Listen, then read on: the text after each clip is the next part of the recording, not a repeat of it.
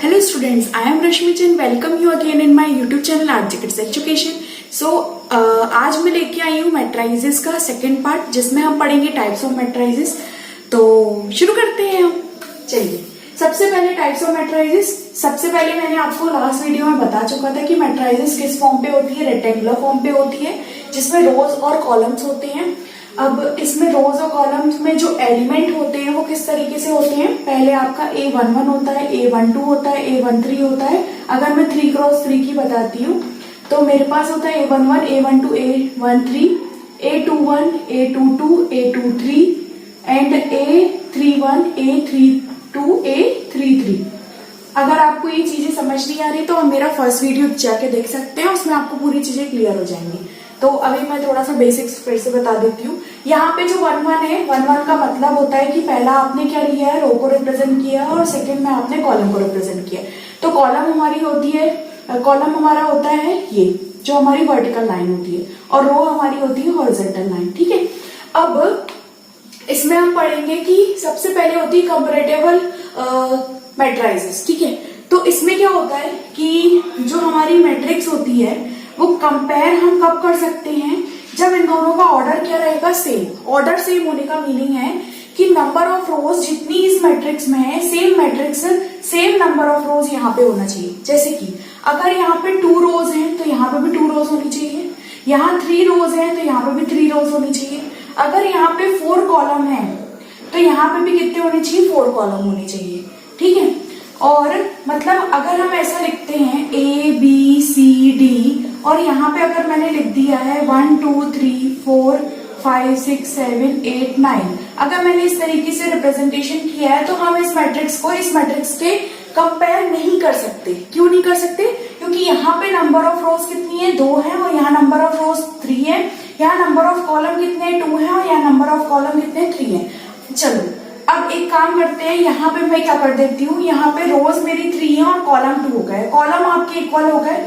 यहाँ पे 2 कॉलम है, यहाँ पे भी 2 कॉलम है, पर यहाँ पे क्या है, रोज कितनी है, 2 है और यहाँ पे क्या है, 3। तो ये तब भी क्या होगी, कंपेरेबल नहीं होगी। तो कंपेरेबल कब होगी, जब आपकी number of rose first matrix की जब सेकंड मैट्रिक्स की क्या होगी, इक्वल होगी। तो हम इसको क्या बोलेंगे, कंपेरेबल मैट्रिक्स बोलेंगे। अब आपको जो क्वेश्चन सॉल्व करने रहते हैं मैट्राइजेस में, जो सबसे बेसिक्स क्वेश्चन होते हैं, उसमें आपको यही सॉल्व करना होता है कि सबसे पहले आपको देखना होता है कि ये वाली मैट्रिक्स इसके कंपेरेबल है कि नहीं है। अगर कंपेरेबल होती है तब आप उसको क्या कर सकते हो, एलिमेंट को कंपेयर कर सकते हो। तब आप सीखोगे कि आप मतलब वैल्यूज कैसे निकालोगे वेरिएबल की। ठीक है, अभी क्वेश्चन आएंगे तो आपको पता चलेगा कि क्या एग्जैक्टली मैं बोल रही हूँ। अब इसके बाद आता है कि इक्वल मैट्रिक्स। इक्वल मैट्रिक्स कब होती है, जैसे कि सबसे पहले तो कंपेरेबल होना चाहिए, मतलब नंबर ऑफ रोज यहाँ में इस वाली मैट्रिक्स में और इस वाली मैट्रिक्स में नंबर ऑफ रोज इक्वल होनी चाहिए। In the same way number of columns यहाँ पे भी जितने हैं सेम यहाँ पे होने चाहिए। ठीक है, तो अगर मैंने ऐसे लिखा है ABCD और यहाँ पे मैंने 1 2 3 4 लिखा है, ठीक है, तो हम क्या करेंगे, करस्पॉन्डिंग एलिमेंट्स क्या हो जाएंगे, हमारे इक्वल हो जाएंगे। सबसे पहले तो यहाँ 2 रो है, यहाँ पे भी 2 रो है, 2 कॉलम है, यहाँ पे भी 2 कॉलम है, तो सबसे पहले तो ये तो कंपेरेबल हो गई है। ठीक है, अब इसके बाद हम क्या करेंगे, इनके करस्पॉन्डिंग एलिमेंट को हम इक्वल करेंगे। इसका मतलब है कि जो A11 वाला एलिमेंट है दोनों मैट्रिक्स में, वो दोनों एक दूसरे के क्या हो जाएंगे, इक्वल हो जाएंगे। तो A की वैल्यू हो जाएगी हमारी 1 के इक्वल, B की वैल्यू हो जाएगी 2 के इक्वल, C की वैल्यू 3 के और D की वैल्यू हो जाएगी 4। ये कैसे हुई, क्योंकि जो A11 एलिमेंट है मतलब फर्स्ट रो फर्स्ट कॉलम, तो फर्स्ट रो फर्स्ट कॉलम का एलिमेंट A है, यहाँ पे फर्स्ट रो फर्स्ट कॉलम का element first row first column का एलिमेंट 1 है, तो ये क्या हो जाएगा, A 1 के इक्वल हो गया। फिर first row second element second column, first row second column, तो ये B हो गया, फर्स्ट रो सेकेंड कॉलम ये हो गया 2, तो B किसके इक्वल हो जाएगा, 2 के इक्वल हो जाएगा। ऐसे D क्या हो जाएगा, 4 के इक्वल और C जो हो जाएगा वो 3 के इक्वल हो जाएगा। तो ये हमारी क्या हो जाएगी, इक्वल मैट्रिक्स हो जाएगी। तो इस टाइप के आपको क्वेश्चंस आते हैं, आपको कंपेयर करके क्या करना होता है, क्वेश्चन सॉल्व करने होते हैं। तो मैं अभी आपको एक दो क्वेश्चंस करा दूंगी तो आपको समझ में आएगा क्या करना है एग्जैक्टली। फिर आता है रो मैट्रिक्स। तो रो मैट्रिक्स, अब आप रो मैट्रिक्स में क्या समझते हो कि जिसमें क्या होगा, अब देखो रो मैट्रिक्स बोल रहा है ना, तो आपके पास एग्जैक्टली क्या होगी, सिर्फ 1 रो होगी आपके पास। ठीक है, तो 1 रो होगी मतलब आपके पास ऐसा एक हॉरिजॉन्टल लाइन में डेटा होगा, कॉलम आपकी कितने भी हो सकते हैं, ठीक है।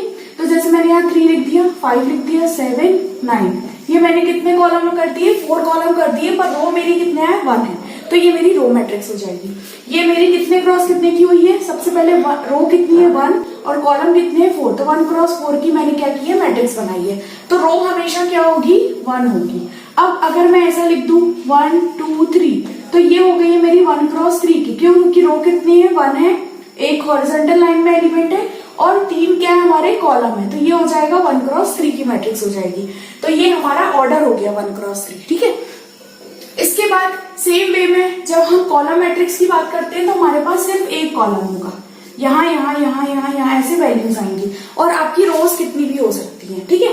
तो जैसे कि मैंने यहाँ पे 2 लिखा, 3 5 7, तो अब मैं इसको क्या लिखूंगी, कितनी रो है, 1 2 3 4, तो 4 रो है और कॉलम कितना है 1, तो मैं इस तरीके से लिखूंगी। मतलब m क्रॉस n में जो n होगा वो हमेशा जब 1 होगा तो उसको हम बोलेंगे कॉलम मैट्रिक्स, ठीक है। और जब हम m की वैल्यू 1 पुट करेंगे और n की जगह पे n ही रखे रहने देंगे तो ये रो मैट्रिक्स हो जाएगी। क्यों, क्योंकि रो की वैल्यू जो है वो 1 ही है, एक ही रो होगी। और जब हम कॉलम मैट्रिक्स की बात करेंगे तो कॉलम हमारी क्या होगी, 1 होगी। तो ये हमारी रो मैट्रिक्स और कॉलम मैट्रिक्स हो गई। इसके बाद आता है जीरो मैट्रिक्स। तो जीरो मैट्रिक्स से आप नेम से ही समझ रहे हो कि जो मैट्रिक्स के जो एलिमेंट होंगे वो क्या होंगे, जीरो होंगे। अगर मैंने सिंपल मैंने ऐसा लिखा है तो ये मेरी 1 क्रॉस 1 की मैट्रिक्स बनी हुई है, मतलब एक रो और एक ही क्या है, कॉलम है हमारे पास, ठीक है। अगर मैं ऐसा लिखती हूँ 0 0 0 0, तो 2 रो है हमारे पास और 2 क्या है, कॉलम है, तो 2 क्रॉस 2 की हो गई। अब मैं अगर इसको ऐसे लिखती हूँ 0 0, तो हमारे पास रो कितनी हो गई है, 2 हो गई है और कॉलम हमारे पास कितना है, 1 है, तो 2 क्रॉस 1 की मैट्रिक्स हो गई ये जीरो मैट्रिक्स। तो जीरो मैट्रिक्स में हमेशा क्या होता है, जीरो एलिमेंट होते हैं, सारे एलिमेंट क्या होती है, सारे एलिमेंट एंट्रीज क्या होती है, जीरो होती है। फिर इसके बाद जब हम अब इनको रिप्रेजेंटेशन कैसे होता है, कभी कभी क्वेश्चन में है ना हमको ऐसे लिख दिया जाता है कि O3 का मतलब है कि आपको जीरो मैट्रिक्स लिखना है और किस ऑर्डर की लिखना है, 3 ऑर्डर की लिखना है। अब 3 का मतलब है कि ये स्क्वायर मैट्रिक्स है, अभी मैं समझाऊंगी आपको तब आपको पता चलेगा। स्क्वायर मैट्रिक्स है, मतलब 3 क्रॉस 3 की आपको मैट्रिक्स लिखनी है, ठीक है। अगर O2 लिखा हुआ है तो अब ये ऑक्सीजन वाला O2 नहीं है, ये O2 का मतलब है कि आपको क्या लिखना है, आपको स्क्वायर मैट्रिक्स लिखना है 2 क्रॉस 2 की, तो ये हमारी हो जाएगी ये जीरो मैट्रिक्स हो जाएगी, ठीक है। उसके बाद आता है स्क्वायर मैट्रिक्स। तो स्क्वायर मैट्रिक्स अब मैं बता देती हूँ। तो स्क्वायर मैट्रिक्स में आपको ये ध्यान रखना है कि जो नंबर ऑफ रोज होती है वो नंबर ऑफ कॉलम्स के इक्वल होती है। अगर मैंने 1 रो ली है तो मुझे 1 ही कॉलम लेना है। अगर मैंने 2 रो ली है तो 2 कॉलम लूंगी, 3 रो ली है तो 3 कॉलम लूंगी, 4 रो ली है तो 4 कॉलम लूंगी, ठीक है। तो अब 1 क्रॉस 1 की जो मैट्रिक्स होगी वो क्या होगी, जैसे कि मैंने 2 लिख दिया तो ये मेरी स्क्वायर मैट्रिक्स होगी, ठीक है। एक रो और एक ही कॉलम है हमारे पास। फिर अगर मैं ऐसा लिखती हूँ 2 3 5 7 ये लिखती हूँ तो हमारे पास एक रो, 2 रो, R1 R2, ये हमारे पास C1 C2, कितने रो और कितने कॉलम हो गए, 2 रो और 2 कॉलम हो गए। मतलब 2 क्रॉस 2 क्या है, इसका ऑर्डर है। और हमारे पास क्या है, ये दोनों क्या है, इक्वल है, मतलब नंबर ऑफ रोज और नंबर ऑफ कॉलम क्या है, इक्वल है। तो ये हमारी क्या हो जाएगी, स्क्वायर मैट्रिक्स हो जाएगी, ठीक है। इसके बाद अगर मैं 3 क्रॉस 3 की बनाना चाहती हूँ तो जैसे मैंने 1 2 3 0 5 7 9 8 3 ये मैंने एक बनाई है। तो यहाँ पे क्या है, 3 रोज है और 3 क्या है, कॉलम है मेरे पास। तो ये 3 क्रॉस 3 की मैट्रिक्स हो गई। तो ऐसे वैल्यूज कुछ भी हो सकती है, यहाँ पे रिपीटेड वैल्यूज भी हो सकती हैं, इसको हम बोलेंगे स्क्वायर मैट्रिक्स, ठीक है। और ये हमारी जीरो के फॉर्म पे भी हो सकती है। जैसे अगर मैंने इसको ऐसा लिखा हुआ है 0 0 0 0 0 तो हम इसको स्क्वायर मैट्रिक्स बोलेंगे, क्योंकि जो हमारी जो जीरो जो मतलब जो नंबर ऑफ रोज और नंबर ऑफ कॉलम है वो क्या है, इक्वल है। तो हम इसको बोलेंगे कि ये क्या है, हमारी जीरो मैट्रिक्स तो है क्योंकि सारे एलिमेंट जीरो है, पर ये स्क्वायर मैट्रिक्स भी है क्योंकि इसमें नंबर ऑफ रोज और नंबर ऑफ कॉलम क्या है, इक्वल है हमारी। तो ये हमारी स्क्वायर मैट्रिक्स होगी। अब अगर आपको स्क्वायर मैट्रिक्स समझ में आता है तो इसी से क्या होता है, रिलेट होती है डायगोनल मैट्रिक्स और उसके बाद होती है स्केलर मैट्रिक्स। फिर उसके बाद हम आते हैं आइडेंटिटी और ट्रायंगुलर मैट्रिक्स। तो ये सब क्या है, लिंक है हमारा स्क्वायर मैट्रिक्स से। तो डायगोनल मैट्रिक्स से आप समझते हो कि डायगोनल की बात हो रही है, ठीक है। अब जैसे ये स्क्वायर है, ठीक है, सॉरी रेक्टेंगल है, ये बोर्ड की अगर मैं बात करती हूँ तो अगर मैं इस वाले कॉर्नर से इस वाले कॉर्नर में आती हूँ तो ये मेरा एक डायगोनल ड्रॉ होता है, ठीक है। आप एक स्क्वायर में और एक रेक्टेंगल में डायगोनल ड्रॉ करते हो तो यहाँ अपर से क्या करते हो, राइट में जब आते हो लोअर में, तो ये डायगोनल ड्रॉ होता है। सेम आप यहाँ पे ऐसे डायगोनल ड्रॉ करते हो और यहाँ पे जब करते हो तो ये इस तरीके से होता है, ठीक है। और क्यूब और क्यूबॉइड में तो जैसे रूम में आपके डायगोनल सेट होते हैं, इस वाले कॉर्नर से लोअर में इस वाले कॉर्नर तक जाते हैं, तो ये आपके रूम के होते हैं ना। तो हमें इतना डीप नहीं जाना है, हमको बस यहाँ देखना है जो हमारी मैट्रिक्स होती है वो कैसे होती है, आपकी एक स्क्वायर या रेक्टेंगल समझ लो, ठीक है।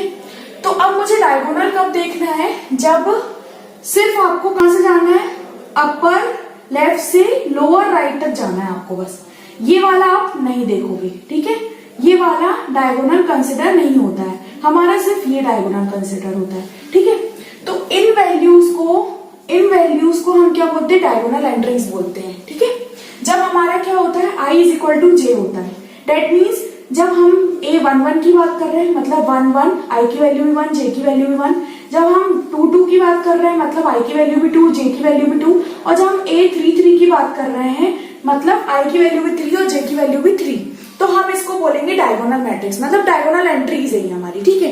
अब डायगोनल मैट्रिक्स में होता क्या है कि जो हमारी डायगोनल मैट्रिक्स होती है उसमें सिर्फ डायगोनल में वैल्यूज होती है, ठीक है। बाकी सारे नॉन डायगोनल जो वैल्यूज होती है वो क्या होती है, हमेशा जीरो होती है। जैसे ये जीरो हो जाएंगी, ये सारी जीरो हो जाएंगी।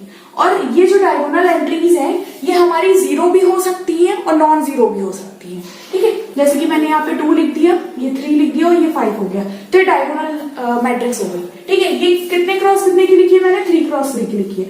मैं अगर 2 क्रॉस 2 की लिखूं तो 2 5 0 0 डायगोनल वाली वैल्यूज है, नॉन डायगोनल वाली 0 है, ठीक है। तो ये हमारी 2 क्रॉस 2 की हो गई और 1 क्रॉस 1 की हम जैसे कि मैंने 3 लिख दिया, तो ये हमारी तब भी डायगोनल मैट्रिक्स होगी 1 क्रॉस 1 की, ठीक है। अब इसके बाद मैंने अभी क्या बोला आपसे कि डायगोनल एंट्री 0 भी हो सकती है। तो अगर मैं यहाँ पे 3 की जगह 0 पुट कर दूं तो ये अभी भी डायगोनल मैट्रिक्स है। क्यों है, क्योंकि जब मैं डायगोनल देख रही हूँ तो यहाँ पे क्या हो रही है, 2 और 5 भी तो आ रहा है ना वैल्यू, 0 के अलावा वैल्यू आ रही है, तो ये मेरी डायगोनल वैल्यूज हो जाएंगी, ठीक है। तो ये हमारे डायगोनल हो गए। अब इसके बाद आता है यहाँ पे जो मैंने ये लॉजिक लिखा है I J N cross N cross N का मतलब है कि सबसे पहले तो आपको ये देखना है कि स्क्वायर मैट्रिक्स होनी चाहिए। स्क्वायर मैट्रिक्स मतलब नंबर ऑफ रो और नंबर ऑफ कॉलम क्या होनी चाहिए, इक्वल होनी चाहिए। मतलब जैसे M क्रॉस N की मैट्रिक्स होती है तो M किसके इक्वल होना चाहिए, N के इक्वल होना चाहिए। या तो M क्रॉस M हो जाए और या तो N क्रॉस N हो जाए, ठीक है। तो हमको ये चीज यहाँ पे ध्यान रखनी है। तो मैंने यहाँ पे लिखा है N क्रॉस N, तो हम M क्रॉस M भी लिख सकते हैं, ठीक है। और हैविंग नॉन डायगोनल वैल्यू 0, जितनी भी नॉन डायगोनल वैल्यू रहेंगी वो सारी क्या होंगी, 0 होंगी हमारी, ठीक है। अब हम आते हैं स्केलर मैट्रिक्स में। तो स्केलर मैट्रिक्स में सबसे पहले प्रायोरिटी है कि स्क्वायर मैट्रिक्स होनी चाहिए, मतलब नंबर ऑफ रो जो है वो नंबर ऑफ कॉलम के इक्वल होनी चाहिए, ठीक है। मतलब जैसे मैं 3 क्रॉस 3 ले लू, 2 क्रॉस 2 ले लू या 1 क्रॉस 1 ले लू, ठीक है। अब इसके बाद 3 क्रॉस 3, 2 क्रॉस 2 और 1 क्रॉस 1, मैंने सबसे पहले क्या बोला है कि स्क्वायर मैट्रिक्स होनी चाहिए। फिर उसके बाद क्या होना चाहिए, डायगोनल होना चाहिए, मतलब डायगोनल में वैल्यू होनी चाहिए, ठीक है। तो यहाँ पे 2 डायगोनल में एंट्री आएंगी, यहाँ पे 3 आएगी, ठीक है।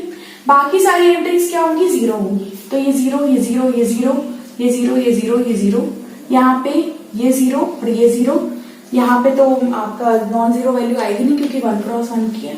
अब उसके बाद स्केलर मैट्रिक्स है। स्केलर मैट्रिक्स का मतलब है कि जितनी भी डायगोनल वैल्यूज है वो इक्वल होनी चाहिए, ठीक है। अगर मैंने यहाँ पे 2 लिखा है तो यहाँ पे भी 2, यहाँ पे भी 2। अगर मैंने यहाँ पे 3 लिखा है तो यहाँ पे भी 3 आएगा। अगर यहाँ पे मैंने अगर यहाँ पे 3 के लिख दिया है तो यहाँ पे भी 3 के लिखूंगी, ठीक है। k की वैल्यू आप क्या करते जाओगे, डिफर करते जाओगे, आप वैल्यूज पुट करते जाओगे, आपका ये मैट्रिक्स क्या होता जाएगा, बनता जाएगा और हमेशा इक्वल आएगा। क्यों, क्योंकि ये वैल्यू किसके इक्वल है, इसके इक्वल है। इसलिए इसको क्या बोलते हैं, स्केलर मैट्रिक्स बोलते हैं, क्योंकि स्केलर वैल्यू होती है और ये क्या होती है, इक्वल होती है हमेशा। तो ये हमारी स्केलर मैट्रिक्स हो गई। फिर अब आइडेंटिटी मैट्रिक्स की बात होती है, तो आइडेंटिटी से आप समझते हो कि 1, आइडेंटिटी की मतलब 1, ठीक है। तो और सबसे पहले तो आपको स्क्वायर मैट्रिक्स देखना है। स्क्वायर मैट्रिक्स मतलब number of rose number of column के इक्वल होना चाहिए, ठीक है। तो हम जैसे 3 क्रॉस 3 के ले लेते हैं, ठीक है। Number of rose number of column के इक्वल है।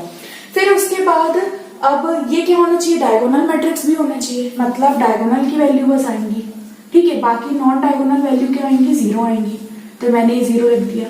अब उसके बाद आइडेंटिटी मैट्रिक्स बोला है, मतलब सारे डायगोनल की वैल्यू 1 रहेगी। ठीक है, हम इसको स्केलर मैट्रिक्स भी बोल सकते हैं, पर हम इसको आइडेंटिटी मैट्रिक्स बोलेंगे। क्यों? क्योंकि यहाँ पे वैल्यू क्या है, 1 है। ठीक है, 1 के अलावा कुछ और नहीं होना चाहिए। अगर 1 के अलावा कुछ और हो रहा है, सेम वैल्यू आ रही है, तो ये स्केलर हो जाएगी, और अगर डिफरेंट डिफरेंट वैल्यू आ रही है तो डायगोनल मैट्रिक्स बस होगी। ठीक है, तो ये क्या हो गई, 3x3 की आइडेंटिटी मैट्रिक्स हो गई। अब मैं अगर 2x2 की मैट्रिक्स बनाऊं तो मैं कैसे बनाऊंगी, 1 1 और ये 0 0। डायगोनल में मैंने 1 1 लिख दिया, बाकी नॉन डायगोनल में मैंने 0 लिख दिया। ठीक है, 1x1 की बनेगी सिर्फ 1, ये हो गया 1x1 की। ठीक है, अब आपको ये कैसे रिप्रेजेंटेशन आता है, हम इसको लिखते हैं I2 मतलब I for identity matrix and 2 for order. Order क्या है, ये दोनों क्या होते हैं, इक्वल होते हैं, तो हम इसको 2 बार लिखने की जगह हम यहाँ पे सफिक्स में क्या करते हैं, 1 बार लिख देते हैं, तो हमको यहाँ से ऑर्डर पता चल जाता है कि किस ऑर्डर की मैट्रिक्स हमको बनानी है। तो आपको क्वेश्चन के अकॉर्डिंग कभी कभी आपको गिवन होगा कि I2 लिखना है, I3 लिखना है या I4 लिखना है। I4 तक नहीं पहुंचते हैं, हम 4x4 की मैट्रिक्स नहीं पढ़ते हैं, आपके लिए इतना सफिशियंट है 3x3 तक।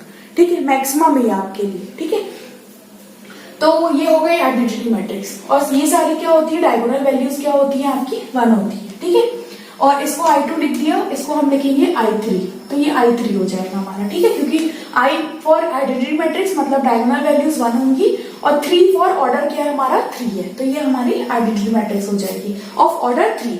फिर उसके बाद ट्रायंगुलर मैट्रिक्स आता है। तो अब ट्रायंगुलर मैट्रिक्स से आप नेम से आप समझ रहे हो कि ट्रायंगल फॉर्म होगा ये, है ना। तो ट्रायंगल में क्या देखना है हमको, जैसे ये डायगोनल वैल्यूज है ना, यहाँ पे जैसे कि A11, A22 और A33 है ना, यहाँ यहाँ यहाँ यहाँ और यहाँ यहाँ। तो ट्रायंगल कहाँ पे फॉर्म हो रहा है, देखो ये एक ट्रायंगल फॉर्म हो रहा है और एक ट्रायंगल ये फॉर्म हो रहा है। ठीक है, मतलब डायगोनल की अपर साइड पे और डायगोनल के लोअर साइड पे। जब अपर साइड पे क्या होता है, अपर साइड पे वैल्यूज होती हैं, मतलब यहाँ पे कुछ ना कुछ वैल्यूज होती है, और लोअर में 0 रहता है, तो हम क्या बोलेंगे, देखो अपर में वैल्यूज है ना, तो हम उसको बोलते हैं अपर ट्रायंगुलर मैट्रिक्स। देखो यहाँ पे क्या बन रहा है, यहाँ नीचे आपका ट्रायंगल में 0 बन रहा है, तो हम इसको क्या बोलेंगे, और ऊपर ट्रायंगल में क्या हो रहा है, 0 के अलावा भी वैल्यूज आ रही है। 0 भी आ सकता है, पर 0 के अलावा भी वैल्यूज आ रही हैं, इसलिए हम उसको बोलेंगे अपर ट्रायंगुलर मैट्रिक्स। और फिर हम इसमें आते हैं, तो अब इसके अपोजिट जब हम नीचे वैल्यू पाएंगे तो हम इसको बोलेंगे लोअर ट्रायंगुलर मैट्रिक्स। अब इसके वाइस वर्सा में यहाँ पे अपर में क्या होना चाहिए, 0 होना चाहिए। अगर 0 नहीं है तो आप उसको नहीं बोलोगे कि ये क्या है, अपर ट्रायंगुलर मैट्रिक्स है या लोअर ट्रायंगुलर मैट्रिक्स है। तो आपको ये समझ में आ गया होगा कि अगर मैं लोअर ट्रायंगुलर मैट्रिक्स की बात कर रही हूँ तो मुझे नीचे वैल्यू, लोअर पार्ट में आपकी वैल्यूज होनी चाहिए, उसके अपोजिट क्या होना चाहिए, 0 होना चाहिए। ठीक है, और जब मैं अपर ट्रायंगुलर मैट्रिक्स की बात कर रही हूँ तो अपर वाले पार्ट पे क्या होना चाहिए, वैल्यूज होना चाहिए, और लोअर वाले पार्ट पे 0 होना चाहिए। तो हम इसको बोलते हैं अपर ट्रायंगुलर मैट्रिक्स और लोअर ट्रायंगुलर मैट्रिक्स। अब अगर ये दोनों वैल्यूज क्या हो जाए, 0 हो जाए, मतलब यहाँ पे भी 0 हो जाए और यहाँ पे भी 0 हो जाए, तो क्या हो जाएगा, ये स्ट्रिक्टली ट्रायंगुलर मैट्रिक्स हो जाएगी। ठीक है, अब इसको हम क्या बोलते हैं, जो मैंने बताया कि डायगोनल एंट्रीज होती हैं, ये आप एक डायगोनल बनाते हो, मतलब जैसे कि A11, A22 और A33, तो हम इसको क्या बोलते हैं, प्रिंसिपल डायगोनल भी बोलते हैं। ठीक है, तो ये नेमिंग बची हुई थी, तो मैंने आपको बता दी कि इसको प्रिंसिपल डायगोनल भी बोलते हैं, और ये हमारे सारे क्या है, टाइप्स ऑफ मैट्रिसेस है। अब इनसे रिलेटेड मैं आपको कुछ क्वेश्चन बताती हूँ, जिसको जैसे कि इक्वल मैट्रिक्स का क्वेश्चन है और कंपैरेटिबल मैट्रिक्स का क्वेश्चन है, तो मैं अभी आपको एक क्वेश्चन करके बताती हूँ, तो आपको समझ में आएगा कि आपको इसका एप्लीकेशन कैसे करना है, आपको कैसे सॉल्व करना है, इस मैट्रिक्स को कंपेयर कैसे करोगे आप। ठीक है, सो अब हमारे पास ये 2 क्वेश्चंस हैं, ये कंपेरेबल मैट्रिक्स के क्वेश्चन है, मतलब आप कंपेयर करोगे पहले, सबसे पहले कि दोनों मैट्रिक्स कंपैरिजन हो सकता है कि नहीं, सबसे पहले तो। ठीक है, मतलब आपको देखना है कि नंबर ऑफ रोज और नंबर ऑफ कॉलम्स आपके ये दोनों मैट्रिक्स के सेम है कि नहीं। ठीक है, सबसे पहले प्रायोरिटी ये रहेगी आपकी।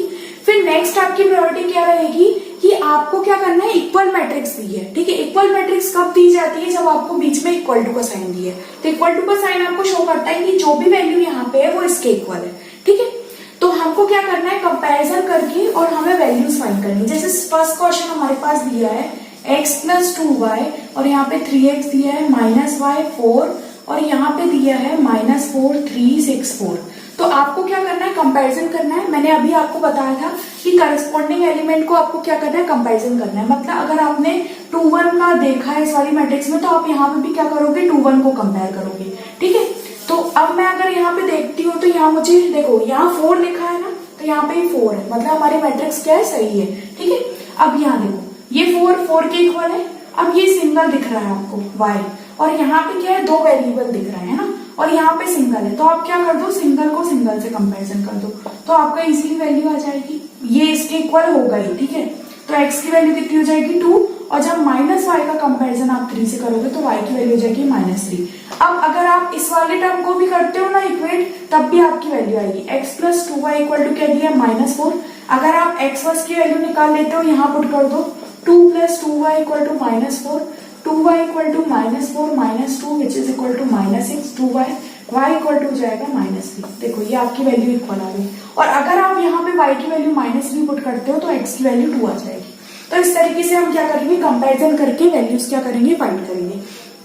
इसी तरीके से अगर इसी क्वेश्चन में अगर इस तरीके से दिया होता, नहीं, वो लॉजिक में आपको जब मैं ऑपरेशन समझाऊंगी मैं आपको मैट्राइजेस में, तब मैं आपको वो लॉजिक बताऊंगी एग्जैक्टली। मैं एक्चुअली बोल रही हूँ कि जैसे यहाँ पे 2 लिखा हुआ है, तब आप यहाँ पे कंपैरिजन नहीं कर सकते, आपको 2 का पहले यहाँ पे ऑपरेशन सॉल्व करना पड़ेगा इस मैट्रिक्स को, तब आप यहाँ पे कंपैरिजन कर सकते हो, ठीक है। तो अभी तो आपको सिंपल मैट्रिक्स दी है, उसको आप कंपैरिजन करना सीखो। नेक्स्ट वीडियो में मैं आपको अच्छे से बताऊंगी, डिटेल में ऑपरेशन जब समझाऊंगी मैं आपको एडिशन, सब्ट्रैक्शन, मल्टीप्लिकेशन का, तब मैं आपको ये लॉजिक बहुत इजीली क्लियर कर दूंगी। अब जो सेकंड क्वेश्चन है, यहाँ पे तो सिर्फ 2 वेरिएबल दिए थे, तो आपने इजीली क्या कर दिया, कंपैरिजन कर दिया, है ना। अब यहाँ पे कितने वेरिएबल दिए हैं, 4 वेरिएबल दिए, a b और x y दिया है। तो आपको कंपैरिजन करना है। सबसे पहले देखो ये 3 जो दिया है वो 3 के इक्वल है। अब सबसे पहले आपको देखना है नंबर ऑफ रोज जो है वो नंबर ऑफ रोज के इक्वल है यहाँ पे, और यहाँ 2 रो है, यहाँ पे भी 2 रो है, तो ये दोनों इक्वल हो गए। फिर जो कॉलम है वो भी क्या है, इक्वल है, यहाँ पे 3 कॉलम है, यहाँ पे भी 3 कॉलम है, तो ये भी हो गया हमारा। अब आप क्या करोगे, कंपैरिजन करोगे। तो देखो आपको क्या क्या वैल्यू मिल रही है, यहाँ पे 2x - 3y की वैल्यू मिल रही है आपको 1, ठीक है। ये फर्स्ट कॉलम फर्स्ट रो का एलिमेंट है, तो ये फर्स्ट रो फर्स्ट कॉलम का एलिमेंट से आपने कंपैरिजन कर दिया, ये आपकी इक्वेशन बन गई, ठीक है। क्योंकि यहाँ पे कोई भी सिंगल टर्म नहीं दी थी, जैसे यहाँ सिंगल दिया था तो मैंने सिंगल से कंपैरिजन कर दिया, पर यहाँ पे सिंगल टर्म कोई भी नहीं दी है, मतलब सिंगल वेरिएबल नहीं दिया है, तो आप उससे ना वैल्यू नहीं निकाल पा रहे हो। इसलिए मैंने क्या किया, यहाँ पे x वाले को, मतलब x और y वाले को आप क्या करोगे, कंपैरिजन करोगे और उसको सॉल्व कर दोगे, ठीक है।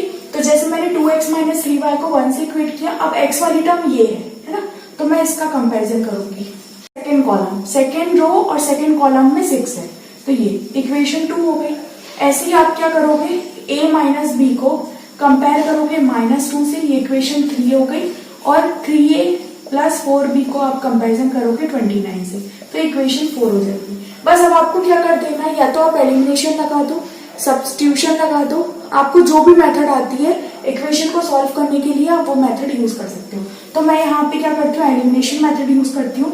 x को एलिमिनेट करना है मुझे, तो मैं x को पहले इक्वल बना देती हूँ, मतलब मुझे इस इक्वेशन में 2 का मल्टीप्लिकेशन करना है, तो ये हो जाएगा 2x - 3y = 1, ये वाली इक्वेशन दी है, और 2 का मल्टीप्लिकेशन करूंगी तो 2x + 8y = 12 हो जाएगा।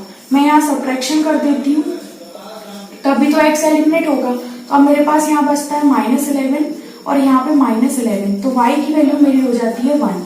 अब मैं y की वैल्यू जब इन दोनों में से किसी में भी एक में रख देती हूँ तो मुझे x की वैल्यू मिल जाएगी। जैसे कि मैं यहाँ पे सेकेंड इक्वेशन में रखती हूँ, तो यहाँ पे x प्लस क्या हो जाता है 4 = 6, तो x की वैल्यू हो जाती है 2, तो x की वैल्यू हो गई 2, y की वैल्यू हो गई 1। अब ऐसे में क्या करूंगी, a और b की वैल्यू निकालूंगी, तो मैं यहाँ पे 3 का मल्टीप्लिकेशन कर देती हूँ, चलो अच्छा b को कर देती हूँ यहाँ पे एलिमिनेशन, ठीक है। तो मैं यहाँ पे 4 का मल्टीप्लिकेशन करती हूँ, तो मुझे बोलेगा 4a - 4b = -8, और यहाँ पे मेरे पास 3a + 4b = 29 है, तो ये मेरा कैंसिल हो जाएगा। एडिशन कर रही हूँ मैं यहाँ पे, तो ये 7a हो गया और यहाँ पे हो जाएगा 21, तो a की वैल्यू हो गई 3। अब a की वैल्यू मैं यहाँ पे पुट कर देती हूँ, तो 3 - b = -2, तो -b हो जाएगा -2 - 3 = -5, तो b की वैल्यू मेरे पास हो जाएगी 5। तो मेरे पास क्या वैल्यू आ गई है, x की वैल्यू 2, y की वैल्यू 1, a की वैल्यू 3 और b की वैल्यू 5। अब आपको अगर क्रॉस चेक करना है तो आप कैसे कर सकते हो, आप वैल्यू पुट कर दो, जैसे कि मैं यहाँ पुट करती हूँ, a माइनस बी दिया है, 3 माइनस 5 कितना हो गया, -2, ये आ रहा है, तो हमारा सही हो गया। आप यहाँ पे भी कर सकते हो, 29 आएगा। फिर x और y की वैल्यू मैं कहाँ पुट कर देती हूँ, यहाँ पुट कर देती हूँ, तो 2 + 4 × 1 कितना हो गया, 6, तो ये आ गया 6। मतलब हमारी ये वैल्यू क्या है, सही है। आप इस तरीके से क्या करोगे, कंपैरिजन करोगे और अननोन वेरिएबल की वैल्यू आप क्या करोगे, निकाल दोगे। तो आई होप आपको ये सारे लॉजिक समझ में आए होंगे। नेक्स्ट वीडियो में मैं आपको ऑपरेशन सिखाऊंगी मैट्राइजेस में, जिसमें एडिशन, सब्ट्रैक्शन, मल्टीप्लिकेशन हम सीखेंगे। और आई होप आपको ये पसंद आया होगा। तो अगर आपको पसंद आया है तो प्लीज कमेंट बॉक्स में मुझे कमेंट करके बताइएगा, और मेरे वीडियोस को लाइक, शेयर एंड सब्सक्राइब जरूर कर दीजिएगा। Thank you so much.